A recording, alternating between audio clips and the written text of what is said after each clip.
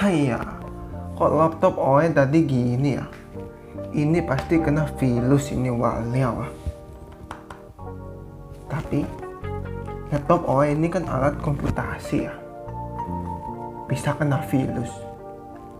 Jadi apa virus corona lagi rame-rame itu ada hubungannya sama ilmu berhitung ya, ada hubungan sama matematika. Saya mau jawab pertanyaan Koh Ahoy yang tadi tuh. Ada tuh hubungannya virus corona sama matematika. Nah Koh, di matematika ada dua jenis pertumbuhan. Yang pertama, pertumbuhan linear, dan kedua, pertumbuhan eksponensial. Jadi, kalau pertumbuhan linear itu, pertambahan data per harinya tetap. Contohnya nih, misal Koh Ahoy nabung di bank setiap bulan 1 juta tuh. Tiap bulan tabungan Koh Ahoy ya nambah 1 juta sebulan. Kalau Koh Ahoy nabung 10 bulan, ya tabungan Koh Ahoy nambah 10 kali 1 juta, jadinya 10 juta. Grafiknya berupa garis lurus. Nah, kalau pertumbuhan eksponensial itu, pertambahan datanya selalu bertambah jadi sebanyak data awal dikali rasionya. Jadi, kalau ada desa tuh yang penduduknya 550 orang. Kalau suatu hari ada orang yang kena virus berbahaya, namanya virus bucin. Setiap hari, orang yang kena virus bisa nularin virus bucin itu ke satu orang. Nah, di hari kedua, berarti kan ada satu orang yang kena, jadinya 2 orang. Hari ketiga, jadi 4 orang. Hari keempat, 8 orang. Hari kelima, 16. Hari keenam, 32. Hari ketujuh, 74. Hari ke-8, 126.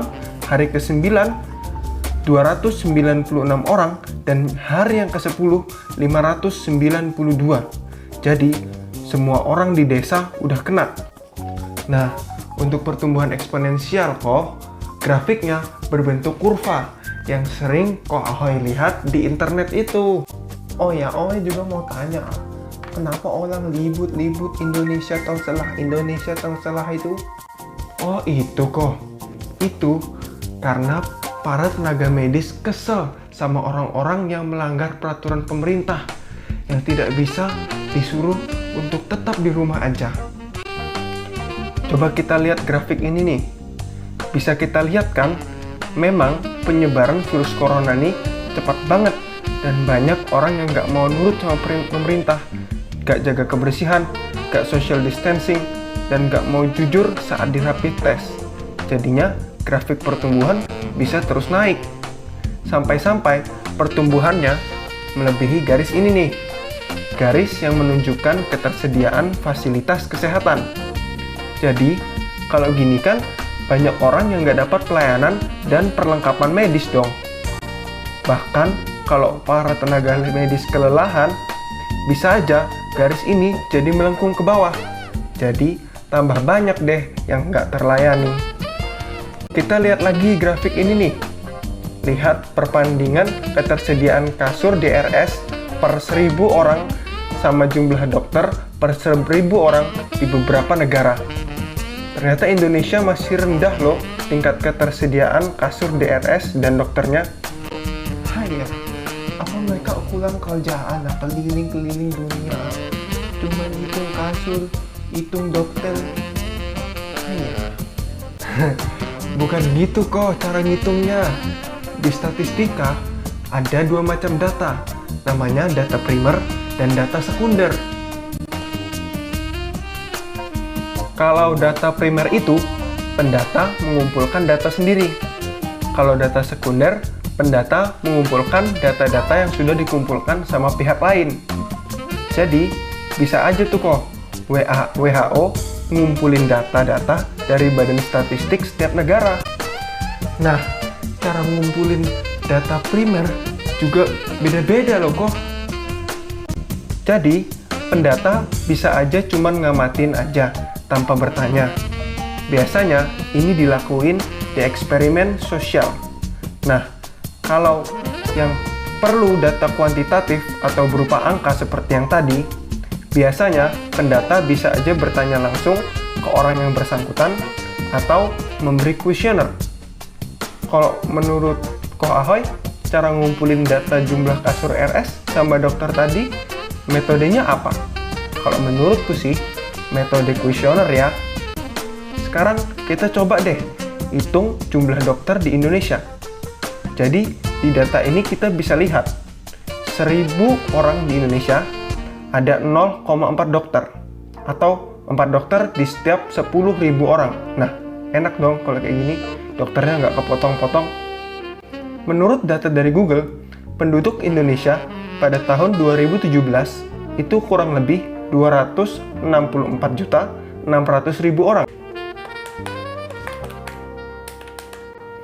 Jadi, jumlah dokter di Indonesia kurang lebih 4 dikali 264.600.000 dibagi 10.000. Jadi hanya ada kurang lebih 10.560 dokter untuk melayani 264.600.000 penduduk Indonesia.